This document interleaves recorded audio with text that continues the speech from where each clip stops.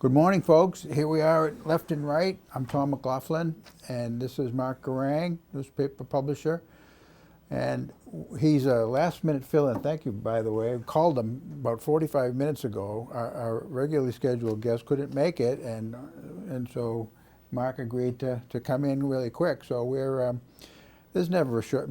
Our producer has a couple of questions for us, the way he always does, and so we'll begin with those. Sure. All right. Good thing I have a phone in my shower to be able to answer. You actually No, do? I don't. I'm kidding. Okay. That's All right. where I was headed to. I wondered if that was Yeah. a possibility. Yesterday, the U.S. Postmaster General Louis DeJoy announced he is, I hope I pronounced that right, announced he is suspending cost-cutting operational changes until after the November elections. Do you have confidence that the Postal Service will be able to handle the millions in mail-in ballots for the November election in a timely fashion? Want me to field it? Sure.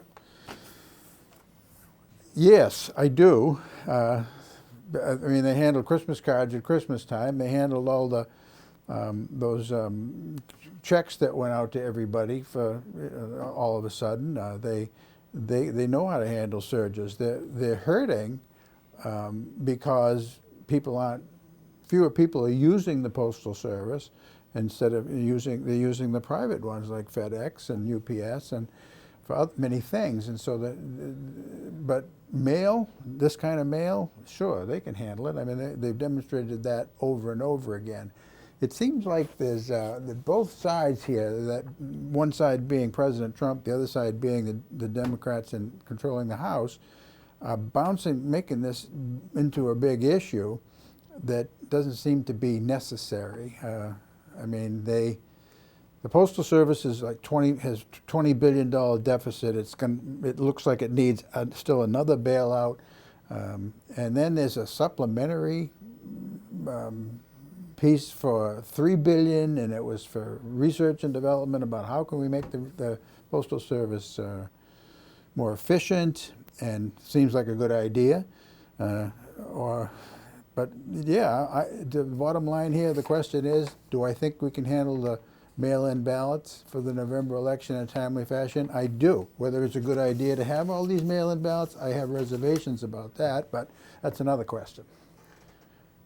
Do you have an opinion on this? Yeah, I'm just looking this up because, and I don't need to be rude while you're talking, but since I'm not real prepared for all this, I mean, the post office obviously has been in trouble for decades now, Yeah. and it's it's bureaucratic, it's all that. It's been undermined by email, Yeah, right? First that's class. true, I mean, right? that's Yeah. huge. I mean, Sure. basically, it's now a system for third-class mail and for Social Security checks and government stuff, and so that's that. I think the real story is, and how this became such a political football, is that Trump said he was purposely going to defund the post office because people, and I'm trying to get the quote because it was just kind of unbelievable, but he said basically, I can't find it here. He just said basically that if we defund it, then people won't be able to get their ballots in, which serves his own purpose. I mean, he did say something like that, yes, which is the Democrats picked up on big time, as they should. It's an election year, and it's a stupid statement. I don't think it's even true because, like Byron York is a pretty good conservative columnist. Right. I'm getting a daily thing from him now, an email, and Washington Examiner he's with lately, and he says that neither one of these $20 billion bailout, the $3 billion study thing, was going to affect anything. But Trump was wrong when he said that we're going to suspend this because it's going to you won't be able to do the ballot. It's just not true. But it's just I mean, it's just one of those things that's not true. That's just, in this case, it's just such a ridiculous thing. But it really points to a bigger thing, and it's about, again, Trump undermining one of our institutions. In this case, it's the post office, which it is a little bit dysfunctional, but it's also just about about the mail-in ballots, which he said are fraudulent, which is just not true, and also, and more than that, I mean, there's so many layers to this. But remember, in 2016, he said he was going to challenge. He could challenge the results. Well, he won, so he didn't challenge. He challenged the results in New Hampshire because he lost, and he and Sununu said there were not boatloads, but busloads of people coming over the border, which was ridiculous. And we have Bill Gardner, Secretary of State. I mean, he's like locked down with in terms of voting. And then this time he's saying the same thing. He's saying that he may challenge the results. Well, geez, is he going to challenge the results if he wins? Probably not. Is he going to challenge the result if he loses? Probably so. And that's just really just one of those debilitating, one of a thousand reasons why people shouldn't vote for Trump, because it's all about him. You call it narcissistic, which is true, but it's more than that. You know, he's got these autocratic tendencies. He wants to win no matter what. You know, the truth came out, whether it was true or not. That was his idea about the post office, that, yeah, if we can stop people mailing, he might win, because he got crushed in the popular vote last time, and all indications are he's probably going to get crushed again in the popular vote. He's only going to win if he squeaks out the Electoral College, as we know, and that's another whole story of where that is. You know. Maybe I'll pick up on the point you just made, but regarding the last time you were on, which was a couple of weeks ago, you said, well, what's the difference between absentee ballots and these mail-in votes? The Press Herald had an illuminating study on that this morning, and it's Portland Press Herald, that Maine controls its absentee ballots closely, but not all states do, and that it's almost impossible to request an absentee ballot, get it, fill it out, send it in, and then go and show up at the polls on election day and vote again. They have safeguards, and they spelled them out. There are about 5 of them along the way. You know, that local election officials are on top of that. But he said some states intend to mail out mail-in ballots to every registered voter in the state, and have not kept their voting rolls up to date. So clearly, like he said, stimulus checks, many went out to dead people, and Social Security checks still go out to dead people. Some have been dead for decades, and whoever's been cashed them gets prosecuted, and I see those stories regularly. But with the mail-in ballots, you have to mail them back, and they have to be checked against signatures. So there's just a broad wall there of of a hard firewall, I would say, of fraud. You know, because they checked. I hope so. I hope if they have a system such as that, similar to what I read about Maine's system this morning, then I wouldn't be so worried about it. But I'm not confident that is the case. I'd like to see some studies, but I haven't been able to find anything as good as what I saw this morning. Yeah, good. So I hope that's true. What do you think of Ms. Harris as being the VP? Well, I can see why they picked her. I mean, she did get a lot of exposure during the primaries, and she is tough, and she was tough on Biden during those debates. And I personally, I didn't, all of the people put up, as possibilities that were floated, and there were as many as a dozen at one time. Really, none of them appealed to me, except maybe, none of them appealed to me, but I said the least worst would have been Amy Klobuchar. Yeah. But she, didn't make the top. Anyway, didn't make it, so we got Kamala Harris. I've followed her career, because first as Attorney General in California, and then as a senator. But as Attorney General, and we brought this issue up in this forum many times, that she was the one who went after David de-Leiden. Yeah. And he is still facing charges, both civilly and criminally. As he should. Okay, we don't agree on that. Well, he's already been. David, what's his last name? de-Leiden. de-Leiden. He was the radical, crazy, posing as a news guy, sneaking into the Planned Parenthood lunch guy, right? I'm not sure he was posing as a news guy. Well, he didn't sneak into a luncheon. It was a public event, and that in several public of them, setting. It was a convention that wasn't closed to the public. Right, but he was okay. We can debate that if you want to debate it, again. But I'm okay not going down that road with him. He is prosecuted because California has a law that says if you're going to record someone, you need their permission to do so. Right. You need both parties. It's a two-party state. Well, if he's doing it, he obviously has permission. You mean, well, the person recording and the person being recorded? Yeah. I mean, some people. There are some states where only one party has to be identified, and so it can be you. I mean, it can be that person, but not another person. But in New Hampshire is one of them. It's like a handful of states that they have to have two. Both people have to be identified. Absolutely. But anyway, but he was found guilty, and there were successful civil suits against him, and also as a result of that, there were a number of 8 or 9 states that were investigated Planned Parenthood based on his charges and other charges. Yes. And they were all in red states, and it turned out that Planned Parenthood, they didn't find anything illegal that Planned Parenthood was doing. But anyway, that's my 2 cents about that.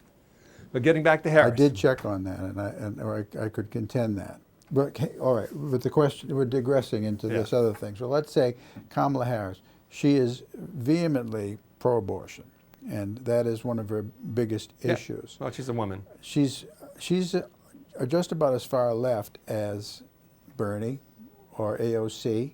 She supports the Green New Deal. So to me, those are red flags. She is especially fearful to me because she's effective. That is, she thinks on her feet well, she debates well, and so and I expect that Joe Biden, you don't agree with this, or at least you haven't in the past, maybe you've changed your mind, but that Biden is sliding down into dementia and pretty quickly. And yet he's still the nominee, just got it last night officially for the Democrat Party. So if he should win in November, I expect that early in his term after inauguration, he's going to abdicate. He's going to say, "I'm sorry, I can't handle this job, health issues," and Kamala's going to be President Harris. I think that's a very plausible scenario, and that scares me. Yeah. Well, I think that, I mean, a couple things.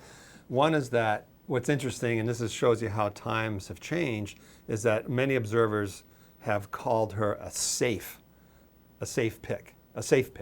Why? Because one is she's not, well, the incredible thing that reflects the time where we are is that to call any black person and a woman a safe pick, I mean, you couldn't do that 20 years ago.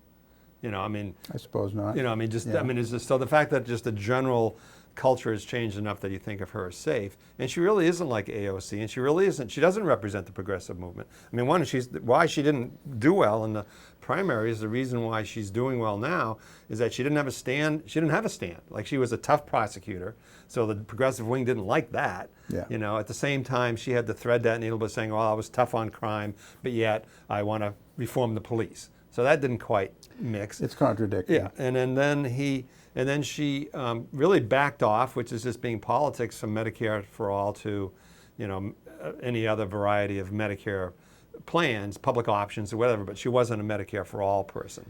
So to me, she's not AOC. I mean, you see AOC last night. I heard she was on for an hour. A minute. But she nominated Bernie Sanders. Right. Right. So she's definitely not in that wing, and I think most people would agree that way. And in terms of the New Deal, the Green Deal, what is it? Green New Deal. Green New Deal. Everyone transposes. Well, it's just too many words there. It's like new, green. You know, there's Roosevelt's New Deal, and now there's the Green New Deal. Right. So I have to think of that. Okay. Yeah. But I mean, that's just one of those conservative, you know, little flashpoints. But you know, it's all it is in my view, it's that when we want to go to a green world just for, and I know you believe in climate change, I know you believe in human-caused climate change, but I always say, even if you don't believe in human-caused climate change, the climate is changing, even though the science is almost irrefutable at this point. And when you go that way, it's also the future anyway. They're not mutually exclusive. We're going to go to more higher technology, blah, blah, blah, and the Green New Deal points that way, as opposed to, remember, President Trump wanted to expand the coal industry. Now there's a forward-thinking move right there, expanding the coal industry. Let's give more people black lung disease. So, you know, and for coal industry, which, you know, only employs 60,000 people, and the solar industry now employs 800,000 people. But let's focus on. So anyway, I will concede if the Green New Deal, some of it's too radical for most people, but to me it's the offset from Trump touting coal. As it was first proposed by AOC less than 2 years ago. I mean, the woman was just elected in 2018 and was sworn in January of 20, well, 18? the next year, 2019. Beginning of So, I mean, 2019. it's less than 2 years. Yeah. She proposed it. And I remember Nancy Pelosi was, oh my goodness, you know, no, there's no way we're going to, my caucus is going to support this Green New Deal. And because provisions included no air travel, no jet travel, like no eating of meat and cutting back on hamburgers, and those were the two that were mostly touted, you know, and conservative media, but they were there. But also, it's a very beefed up timetable for getting off of any kind of petroleum-based or fossil fuel, as they're sometimes called, including coal, oil, natural gas, and that was not possible. And that to me, given that, okay, we're going to go to alternative fuels, but mostly there would be windmills and solar panels and huge government subsidies for those, which we already have government subsidies for those, and electric cars, all that. But those technologies, even the best case scenarios, say that it's not possible to meet the energy needs of the United States, you know, anywhere close to the timetable in which they said that they would do so. And plus, it would monitor, it would give government way more power to intervene in the day-to-day life of Americans to enforce these restrictions on fossil fuels and so forth, and rebuild every single house, every single building in the country. Those were some of the things that were in there. I understand that, but that's to me is like, I'd rather be, not to use a windmill analogy, but it's really like tilting at windmills. Like, you're going to tilt one way or the other. You're going to tilt towards what Trump is doing is opening up the Arctic refuge for drilling. Well, that's a good idea, right? We got more oil. People are shutting down thousands of rigs in our country and around the world because we got more oil than we to do with. But for some reason, it's important to endanger the Arctic wild refuge. I mean, it just seems like that. So we're going to tilt that way. We're going to tilt to expanding coal.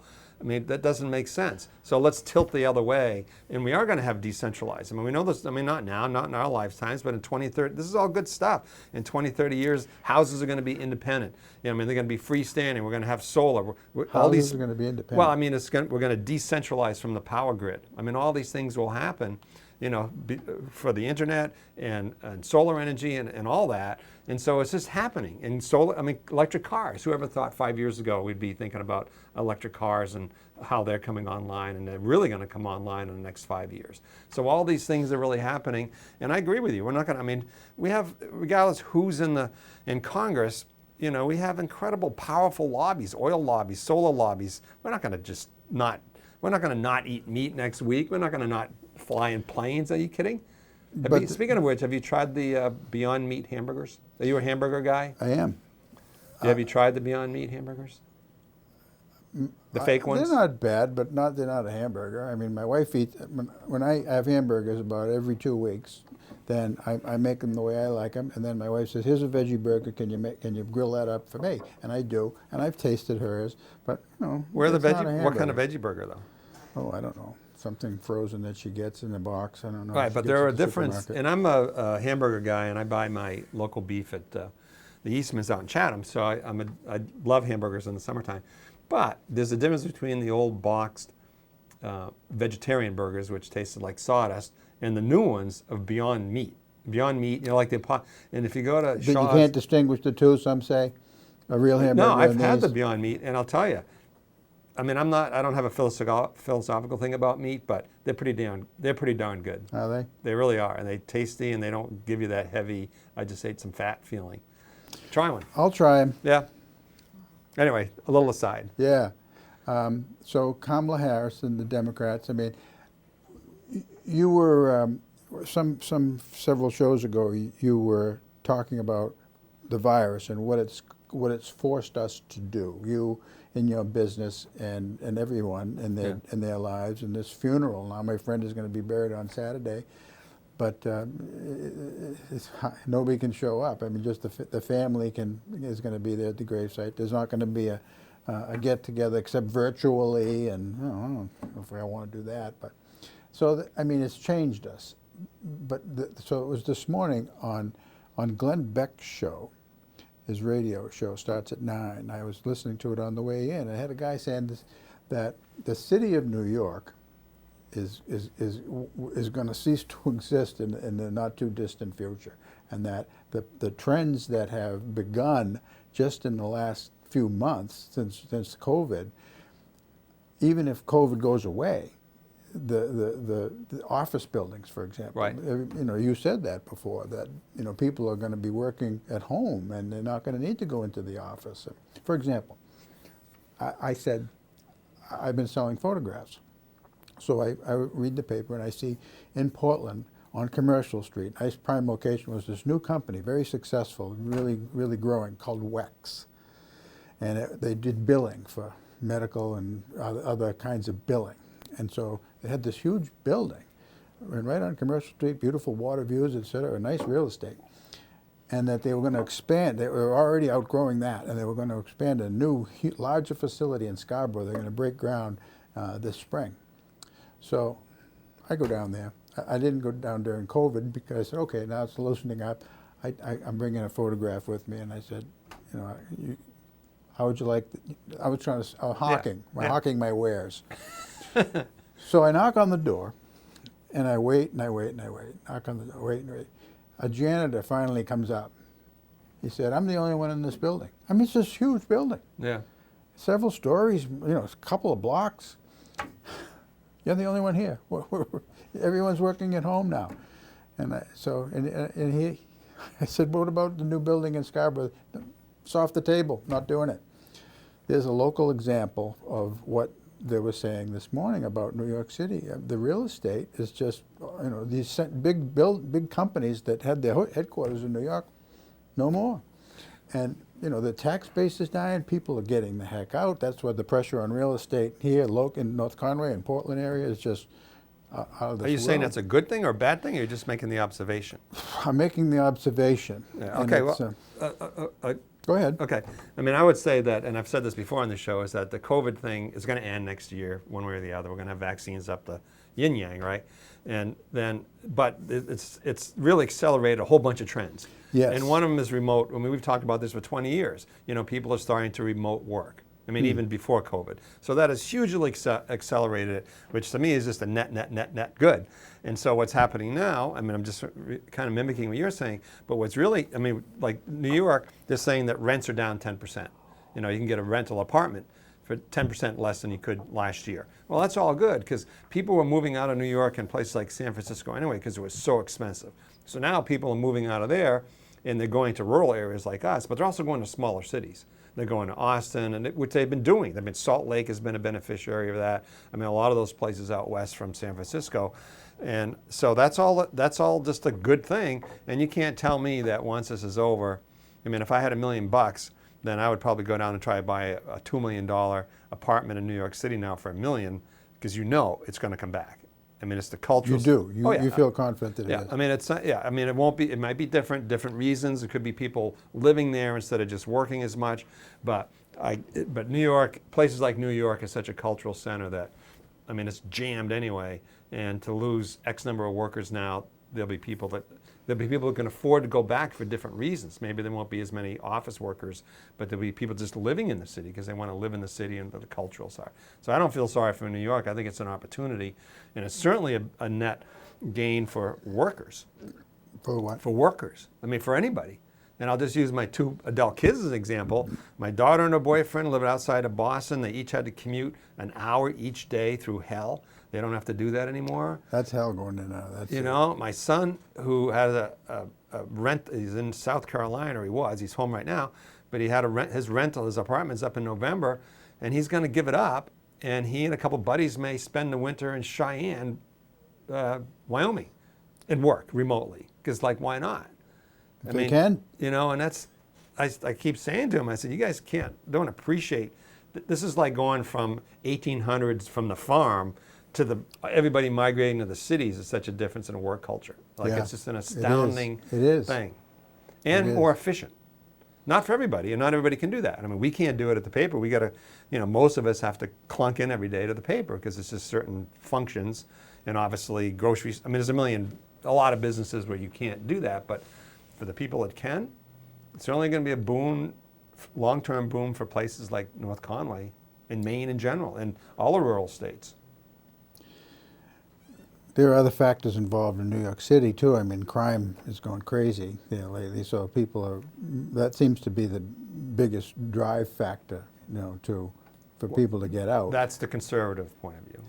It's not a big drive. They're not killing each other in Times Square. People aren't people aren't moving out of New York City because they're worried about crime. They're worried about COVID, number one. As you know, in April and May, anybody who is on that end of the market went to the Hamptons. They went to any in Connecticut, New Jersey, any place they could. And now they did it to bring their kids. When the start of the school year, they look for long-term places so they could send their kids to school. So I just totally, absolutely think that's just a conservative angle. But the murder rate has gone up Oh, by no, it has. 250%. Yeah, well, it was really low since before, and it's still very low now. I'm not saying it's good, but when the shit hits the fan with COVID and people out of work, more stuff is going to happen. Crime is a factor that's driving people out. So there's a what do they call them? Push-pull. So that's pushing. That's one of the push factors. COVID certainly has been, yes. I'm going to look it up while you talk. Go ahead. So he talked about that aspect of it. He said that the stock exchange, the stock market seems to be back to where it had been and then back to record levels, but the economy certainly isn't keeping that kind of a pace. And how can that be, that the stock market is doing so great and that the mom and pop stores are not? Well, they're not on the stock exchange. Only the big companies are. And for the factors that we're just describing of working at home and the stuff, it's decentralized workload, digitally and all that, stock market, those people are on the stock market. But he said restaurants and mom and pop businesses, he said 30 to 50% have closed permanently. New York City now, back to just that city. And that's it. Even if COVID disappeared, they're not coming back, and that trend will continue. That was this. I don't even know. Didn't hear the guy's name. He was, and that was only. I'm only remembering a few of the factors that he mentioned, but he was quite convincing that things aren't good. No, I mean, things aren't good. I mean, the stock market, one is the Fed's kept the interest rates are so low. Anytime the interest rates are super low, people have no place else to put their money. So that's generally, and two, the stock market doesn't reflect Main Street. It reflects, like you just said, public companies, many of which are doing really well. Yeah. But certainly mom and poppers, even going down the strip here, I know a lot of individual little businesses that are closed, a couple of restaurants and some retail, but even like Friendly's and on the strip, Friendly's and Pizza Hut, they closed. So I don't. Pizza Hut was that was always kind of a grungy place anyway. So that's probably okay. But Domino's is doing well. They're hiring thousands of people. Yeah. So it's changing the economy and it's accelerating the trend. Why Amazon was in that trend, and of course this totally blew the doors off of Amazon. Yeah. Because it's so much easier to do that, which is good or bad, but it's happening. So I was looking at investing in real estate, and I still am, and I very well might within the next couple of months. Wow. But bold. Bold? Bold. It is bold because it's a risk. It is now. Prices are going up because there's so much pressure from people moving out of cities. And like I said, your son can live in Cheyenne with his buddies and they can work there. Well, people can live in North Conway. People can live in Lovell. People can live in Portland and not, and still work. So yeah, but how long? So that's driving prices up. So am I going to buy at the top of the market and then it's going to slide again? Everything is a risk, right? Right. If I invest in the stock market, I wouldn't try to do it myself. I'd hire somebody, but I don't know. It's just there's an uncertainty here. I feel it anyway, and I'm not going to leave my money in the bank. So, buy gold, I guess. Well, it's better than losing it. Right. Keeping it in the bank is better. This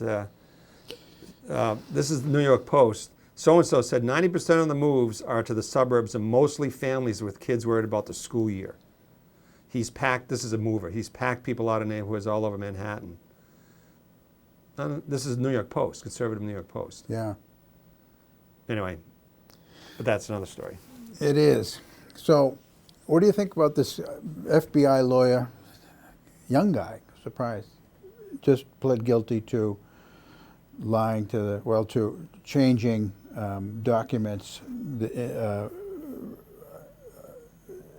that would, let's see, what did he do? He changed the documents about Carter Page, that saying that he wasn't an asset to the CIA when he was, and so that was a felony, and he was pled guilty to only one charge of that, and it's a plea bargain. So is he about to do the thing that John Dean did in turn and blab about the rest? And it would seem that, yes, that's the case. John Durham is the special prosecutor who seems to have a way of not leaking anything. I mean, this is the first thing that's come out about his investigation, which has been going on for just over a year, and it's official. You know, there it is. This person, Nathan something. I can't think of his last name. Silversmith, I forget. But that's the first domino. It's expected that others will follow. Well, you've talked about many dominoes with this, and there haven't been any yet. What do you think about the whole Senate? Release on the Russian, the 3-year investigation by the bipartisan commission on the whole Russian thing. This is Lindsey Graham's committee. Well, I don't know if it's Senate Intelligence Committee. No, it was Mark Warner and Tom Cotton or somebody on the conservative side. I can't remember, one of those guys. But they just released it Tuesday. There was Burr, the South Carolina senator. Mark Warner's he's the minority guy because the Senate is in charge. The Republicans control the Senate. I think it isn't Lindsey Graham's because that's intelligence, and Lindsey Graham is judiciary. I think Senate judiciary. It doesn't matter. They both release reports. So what is? Well, what do you think of that? I mean, this is Mark Warner's statement.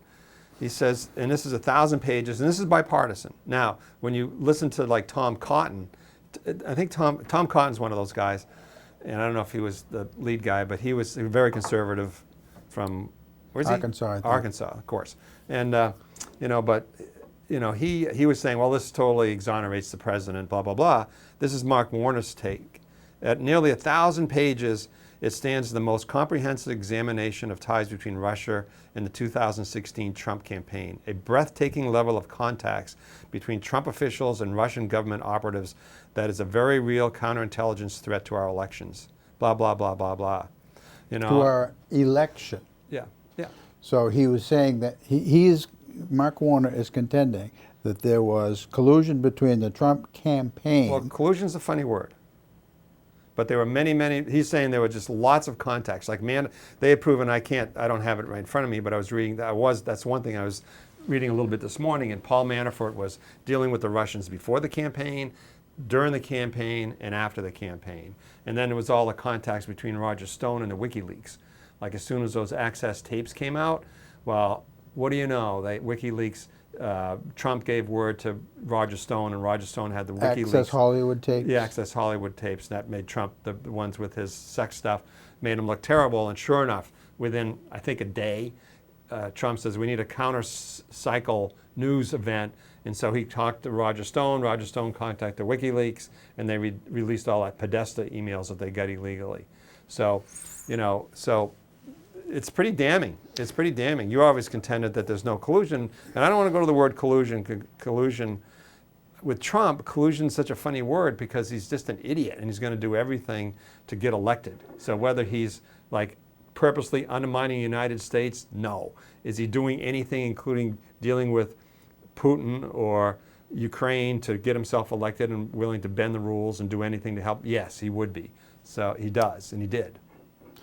The what do they call the courts that the National Security Administration, the courts? I don't know what. I'm having a senior moment.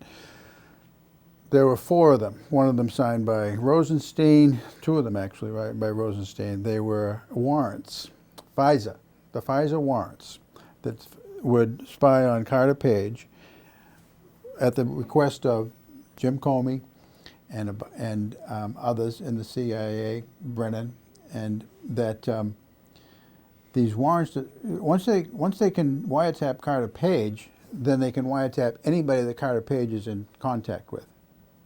So it opened up spying on the whole Trump campaign and Trump himself. And so those warrants were issued based on phony evidence. Almost everyone who signed those warrants to the FISA court said, knowing now what I know, I would never have signed them, that they were illegal, they were baseless. And that the Horowitz report from the let's see, he was the AG, I'm trying to remember now, Horowitz was Inspector General for the Justice Department, and he issued the report back last April or May. And he said that 28 different times that the FBI's evidence was not warranted. He said, we can't say that it was baseless, this investigation into Trump and collusion and so forth that was launched in the summer of 2016, that there was no predicate for that. You can't say that there was a predicate for that, but he said we can't say that there wasn't a predicate. Clearly there wasn't. It was based on the Steele dossier. Well, nothing in the Steele dossier has been proven to be true. That's just a part of the whole thing, Tom. And I know No, it you're is. very That's well what they said. you're very well versed in that particular aspect of it, and I can't argue. And you've made a very good case. But let me just generally ask you whether you think there was any inappropriate contact between Trump and the Russians with all the stuff that's come out in the Mueller report, all the stuff that's saying now, all those stories about everybody. One thing. I can think of one thing, and that was a meeting in Trump Tower, and there was a Russian woman who was there, and that she had contacted one of Trump's kids, saying that we think we have evidence against Hillary Clinton that you ought to listen to. And, okay, I will take that as an admission that there was one thing at least. Thing. Well, there's lots. Paul Manafort. I mean, there's a whole bunch of things, but we can debate that, and we're going to disagree. But this is what what Mark Warner's saying, and this is what and what I am saying is that when you see, we should read for our homework assignment. Let's read the 1,000-page report. I'm not going to commit to reading a 1,000-page report by Mark Warner. I have no respect No, it's for not that Mark guy. Warner. It's the bipartisan commission. And so what I'm saying is that if you Well, how can he write it? He didn't write it. I'm not saying he didn't write the report. He's quoted in it. Well, That's what you just this read. is his statement about the About report. the report. If you Google Tom Cotton or any of the guys who are involved, any of those women and men who are involved in that commission, whatever it was, they're going to have their statement. And You still believe that there was a basis for an Absolutely. investigation No into question. collusion No between the question. Trump campaign I mean, it's overwhelming and the Russians? Everybody agrees there was overwhelming Russian influence. And the fact that Trump, regardless of whether you think it was, whether he did it, instigated it, or Trump was involved with collusion, there was overwhelming influence by the Russians, and Trump didn't do anything about it, and he didn't do anything about it after he's elected, and he just sort of dismissed the whole thing. And the reason is because he's involved in it. I'm surprised you believe this, based on everything You don't believe that's there was come out. any? You don't think the Russians were involved with our election at all? I believe the Russians have been involved in every election in the United States. This was since unprecedented. about, I know, you've since said that about the before. 1930s. You've said and we that. have been involved in every election in Russia. We had internet and social media in the 1930s. Manafort pled guilty to various crimes. Yeah. All right, plea bargained. None of them involved Russia. They all involved Ukraine. He was not charged with anything having to do with Russia or any influence in the campaign. Let's talk about he just wasn't. Okay, fine. Let's leave it. We're not going to. Should we go? Let's move on. Let's move on. Well, I'm telling you that dominoes are. That's the first You've domino. been saying, was last I remember, week. I think 6 months ago you were talking about dominoes with the FBI, and nothing ever I happens. did. Well, I don't. But you think the justice system is working now because it's going after some of your guys in the FBI. But usually it's not, because usually there's always some deep state operating. I if it's against- definitely believe there is a deep course you state. do. There was, and there still is, and I'm just surprised that you. I mean, how can you? The Steele dossier was central.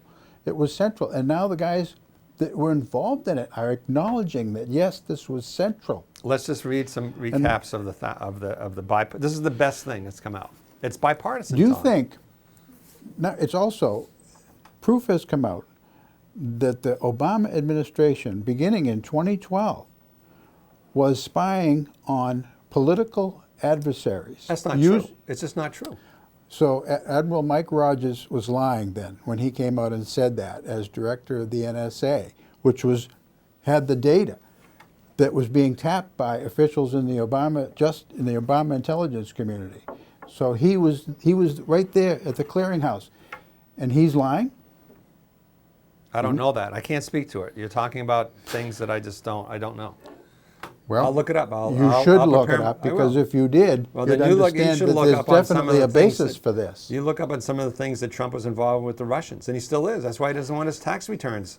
Why doesn't he want his tax returns? If you agree to read Mike Rogers' accusations about right. spying All right. by the Obama All right. just intelligence community, beginning, he said it was 2015 that he documented it, but it went back earlier even than that. And the FISA judge who was issuing these warrants, he read Rogers' reports, and he said, and you're saying all this excuses Trump, or are you just saying that Trump or saying that- Obama did it too? I don't understand the connection.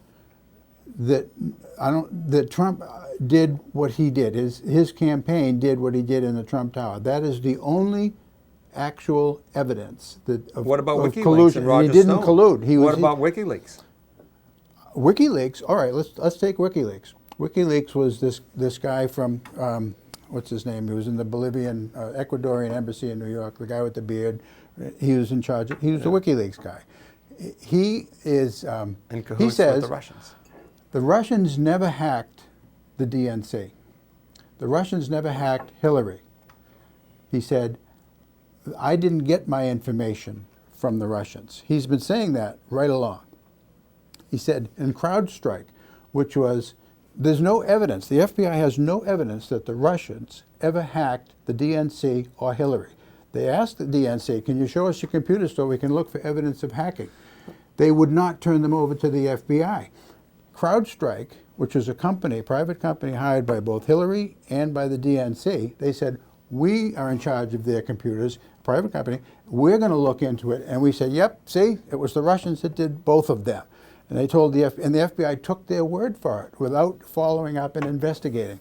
It didn't happen. Okay, so you're the saying Russians didn't do this. All right, so let's leave it at that. I'm going to leave with Mark Warner saying there's a breathtaking level of contacts between Trump officials and Of government course he would. operatives. He's a Democrat. Yeah, well, I'm just saying, it's in the report. I haven't read the 1,000 pages either. I will read a recap and come back next time and we can continue All this right. conversation. All right. All right, what about number 2? Yeah.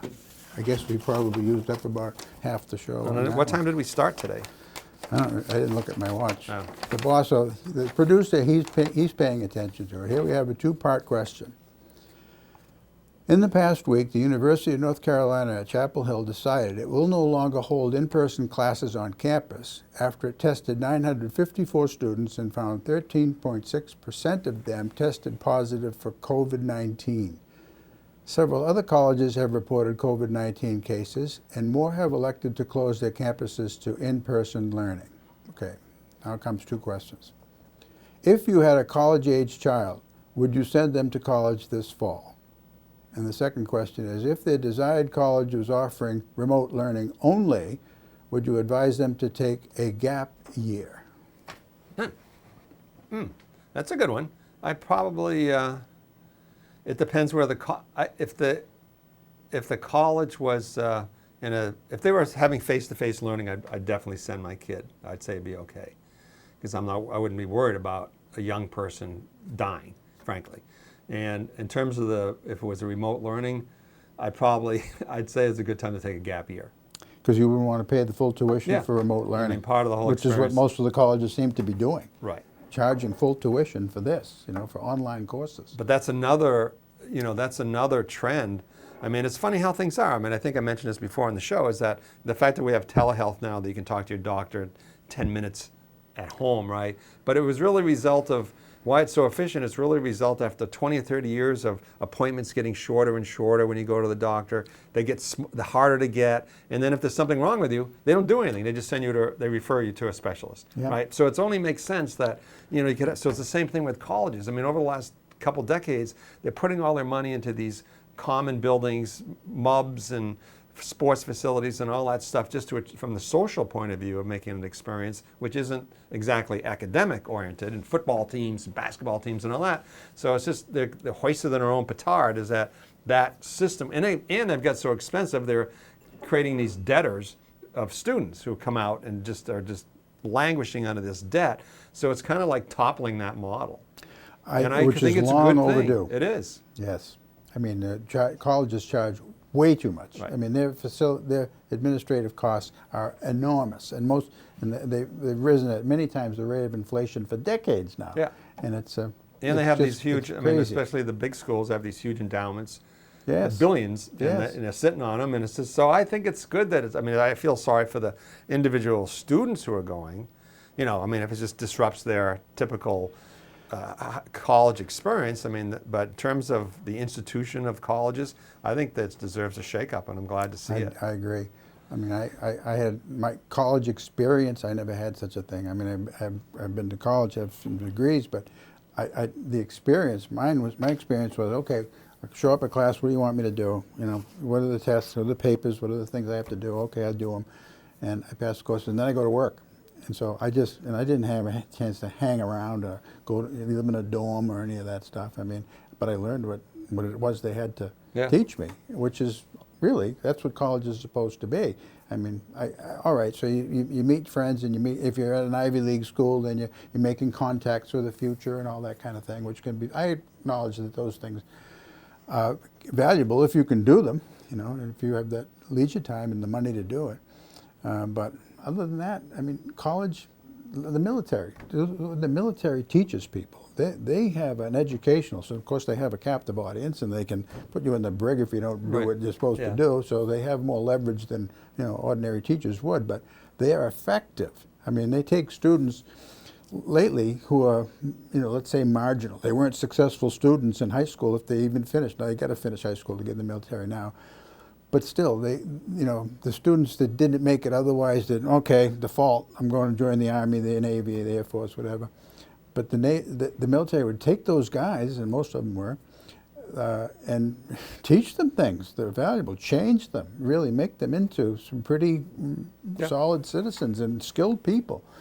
And so it's possible to do it, and rather than, colleges are so inefficient, and of course, they're way left as well, and getting more so, and I mean, I think I'm glad to see them fall. Yeah, I'm glad to see him. I'm glad to see him be reformed. I don't want to see him fall, because I think there is value in a classic liberal education for the sharing of ideas and exploring and all that kind of stuff. But it's not for everybody.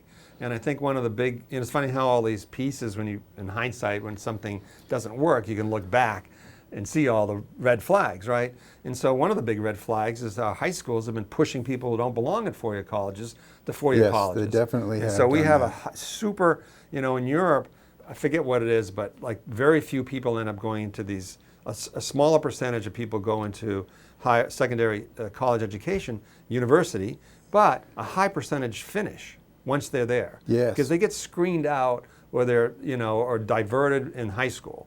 And in here, we have this huge percentage of people who go to four-year colleges, and a large percentage don't make it. Many European countries would say that they'd subsidize their students to go. Yeah. So they're going to invest in the ones that are brightest and hardest working, and/or hardest working, right.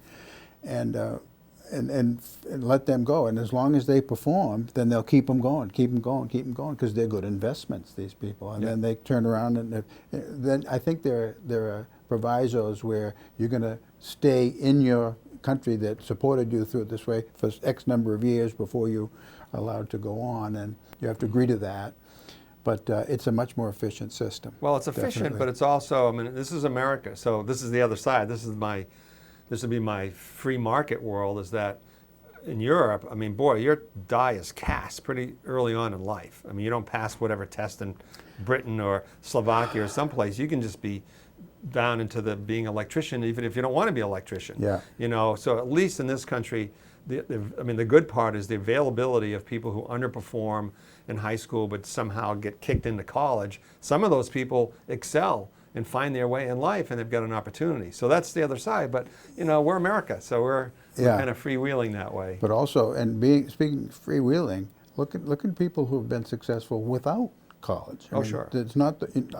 I don't. I'm spinning my wheels if I'm in college and just to get a degree. I'll start a small business and work at that. I mean, those kinds of stories are inspiring, and we'll point to. And if I need to learn something technical, then I'll find out, and usually it'll be something online and or whatever. I'll hire somebody to teach me that, and so and these little schools that are starting up, like after I retired, a couple of years after I retired, I got a call from a group of homeschoolers in Auburn, and would you teach? It's a collection of 10 families, and would you teach our high school age kids U.S. history? Because none of us feel qualified to do it. And I thought, all right. Well, and we talked further. Well, what do you see? How do you see that happening? They rented a classroom in a church in Auburn, and it had a last board, it had digital internet connection. It had a digital projector. It had a screen. It had a board. And I said, okay, I'll give it a try. We negotiated price for that, and it was a great experience. It was wonderful. You know, I did it the way I wanted. I said, these are the books I'm going to use, and I loved it. Now that's happening among tends to be more affluent parents when the schools are closed down. They get together, they hire local people to Core pods. That's what they're called. Yes, and it's a great model. It's a decentralized model, and I think that could well provide good competition for public school systems. It's kind of like the old. It's really going back to having neighborhood schools. Yeah. You know, around here we used to have 6 or 7 grammar schools because people can't go more than 2 miles to go to school. Yeah. So I mean, I appreciate that, and to me, it's always these things are always like the balance. We're talking about, you know, toppling the university model, and like I said, I don't think we should just topple it. I think it needs to be reformed, and it's the same with public high school education. In New Hampshire, the Democrats scuttled receiving $46 million for charter schools from the feds in the state of New Hampshire. We were going to get $46 million for charter schools, and some of the money was going to go to a local one that was starting a private Montessori school. You know, and they're still going to do it. I forget the name of it. I should know this. We've reported on it many times. But, you know, and I was with the Republicans on this one. So the Democrats are saying we can't take money from the feds because it's going to undermine the public system, right? They always say that. Yep. And so I am with the Republicans on this one saying, well, it needs to be shaken up. I believe in the public system because what happens is when you get these isolated schools, only the rich people can afford to homeschool or to have the core pods or care, and just a lot of people in the middle who just would be lost. So public education, the system of a structure of a high school, I think is very valuable to people, but it needs to be shaken up. Yep, I agree. So. Yep. Well, how about that? Yeah, we agree. But the teachers' unions are very powerful, especially in the Democrat Party especially. So the Democrats are not going to go against teachers' unions. And now this information is old, but 15 years ago, they were the second biggest contributor to the Democrat Party nationwide, the first being Trial Lawyers Association. And if they're maybe not second now, but they're certainly up there.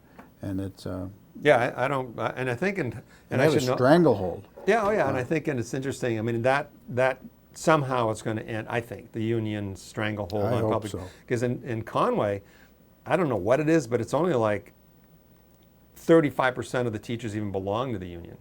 Like, it's not mandatory. Really? They just don't belong. Why pay the dues and you get the benefits? You know, so at some point there's going to be a tipping point, but that's not in there California. There's a guy I've been in touch with. It has introduced bills before the California legislature saying that California teachers' unions were, even if teachers opted not to join the union and pay the $1,000 a year dues, whatever it was, that they had to pay a fee because the union became the exclusive bargaining agent for salaries. And everybody, you know, I always annoyed me. that I had to get the salary that the union negotiated, and it was all step by number of years experience, number of degrees you had, bingo, there's the formula, plug it in, that's your salary. Not how good you are, none of that. So 5 minutes. Okay, so he instituted a bill saying it's illegal for the California unions, the teachers' unions, to collect this fee. And they would, and he, after about 5 times introducing it, he finally got it through. And then it was passed, and the governor signed it, but then the unions still did it. And there was no enforcement, and it was, so now there's a lawsuit among teachers who said they're breaking the law, and they're squeezing, they get it out of their pay before they even get their paycheck. It's a deduction. So that's how powerful. Oh, it is. Do you want to? We got a few minutes here. You want to bring up a local issue that I think you could. Go ahead. The police. You know, the defund police and all that kind of yeah. stuff. And I'm actually thinking about writing a column about this because I had my own situation getting stopped by a cop, by a sheriff's. You mentioned that once. Yeah, and it was not a very good situation. I think I was being disrespected, but that's another You story. certainly were. And but yesterday, there was this whole thing. Facebook was lit up. We got tons of calls. There were 10 state cops screaming. I read that this morning. Yeah, screaming through Pinkham Notch, Crawford Notch, going on to Ossipee. Ongoing story. Ongoing story, and then they sent up a SWAT team. Yeah. Right. So, and we don't. The story isn't known yet, but the part that's a little crazy, they were out there negotiating with this guy, supposedly. A woman, right? No, it was a guy. It was a guy with a knife. But a woman was negotiating. Yeah, it was a woman. It was a woman state cop, right? Negotiating. There was nobody in the house. Who was she negotiating with? Oh man. So here are the stories from, you know, I don't believe in defunding the police. I don't believe in any of that stuff. But there's always a core, and never mind the racial stuff with profiling and all that, but there's always a core. And so I start the question about the over-militarization of our police departments. And we've had 3 episodes here locally. One guy got maced because he wouldn't get out of his car. We had another guy here got maced and tased because he wouldn't get out of his car. And then we have this, 10 state cops. I thought there had to be like a shooting in progress. And there was a photograph. Like they were. Oh, they were dressed like they were going after the Taliban. Yes, exactly. Oof. And nobody was there. And I don't know the whole story yet. I mean, we're working on it today. Somebody that had a domestic violence history, I guess. And Chase goes to the trailer park in Ossipee, and cops zoop, zoop, zoop down there. But in the old days, that's embarrassing. It would be in the old days. It would be like the local cop would say, "Hey, Bob, put the bottle down, put the knife down." Yeah. Right. Then the other extreme is I remember Jim Noyes, who is like a heroic cop, was killed down in Conway 20 years ago. Yeah. So he went in on his own, got with some drunk guy, and got unlucky, incredibly, got shot. 1 bullet killed him. So that we don't want that either. But it's got to be a middle ground between sending in the troops like we're in Iraq. There was in Freiburg, there's some issue. I don't know what happened to Potvin and what he was charged with, and you haven't. Not yet. So hopefully we'll find out. But I'm curious. I didn't know the guy, but I knew some of the people on the force. One of my former students is the female cop there. But I remember when I first moved to the area, Freddie Gould was the only cop in Freiburg. And Freddie Gould was a big guy, pretty overweight, and he never got out of his car. And I don't know that he might have had a bubble gum machine on the top of it or something, but that's it. And he handled things. I mean, he had an approach, an Andy Griffith type of an approach, that he just dealt with people, and not getting out. And people, might say, "Oh, yeah, Freddie's here. No, he hasn't got out of his car yet." Nope. Yeah, but he did it. He did the job, and in his own way, and it was. But it's interesting how we've become, as a society, we've become so protected that way. And I always point to Jackson, and Chris Purley's the chief up there, and he's a great guy. I know him. He really is smart, and he's very balanced. I have met him. But they have 4 cops in Jackson. Well, 20 years ago they had 1. Yeah. So. What's the need of it? What happened? I mean, I'm sure the Jackson people vote approve all the money for the cops, for the police, and, but these are the questions that I think are going to start, in particularly this episode today. It's going to be a good story. I mean, this video. Could be a catalyst for change. Yeah. That's good. Yeah, change is good, most of the time. All right, well, thank you for showing up, Mark. And, thanks, Tom. At this, in the last minute, bailing us out so we could have a show tonight. But thanks for inviting me. Good to see you. You're welcome. So Jim can come back in a couple of weeks if that's all right. And, just let me know. And then you, in a month hence, be you, and I'll give you some notice ahead of time. Okay. All right. Okay, Thank you, thanks. Mark. Bye.